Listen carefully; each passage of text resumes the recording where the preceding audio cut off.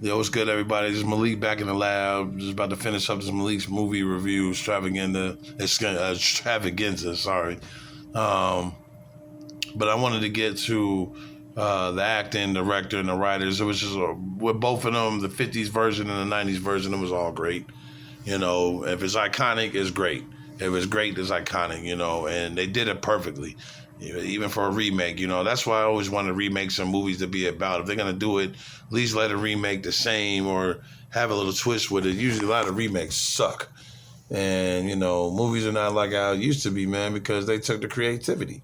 It's all about, well, we got to get this next dollar, we got to get this money, man. But it's like you got to get this money by the creativity, not just let's get this money and then produce nothing. Like that don't work. So, movies is not the same. But I always love '90s movies because I think '90s movies were like '50s movies.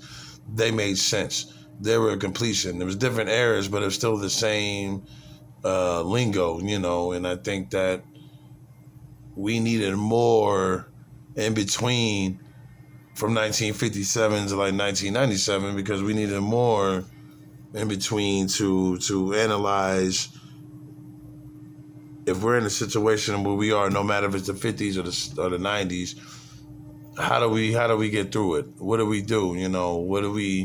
How do we express our concerns? And I think that it's very common to see remake movies because you don't really see them no more. Like the 12 Angry Men and Psycho were the only two movies that I know that remake. Probably more, but just those two specific movies stand out because those were the movies that were just, everything about it was just great, man. And it was just like, even for our version, our kids are going to see our parents' versions, which was us, and their grandparents' versions, which was our parents. And they're going to see two distinctive type versions, and it's all the same similarity. So, I love it. Like I said, I'm going to do a real movie review. This is kind of a short movie review, but it's okay.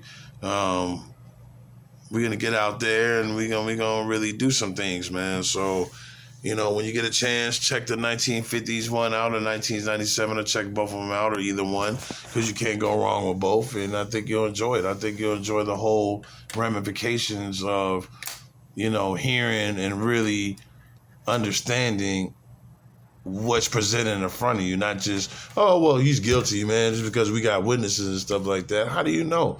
A lot of witnesses are not even credible. And a lot of witnesses that were older. So, nobody could say who's to say the person did it, but nobody says the person that he didn't do it. So he kind of went based on, well, we know he probably did or didn't do it, but we're going to go deeper and find out. But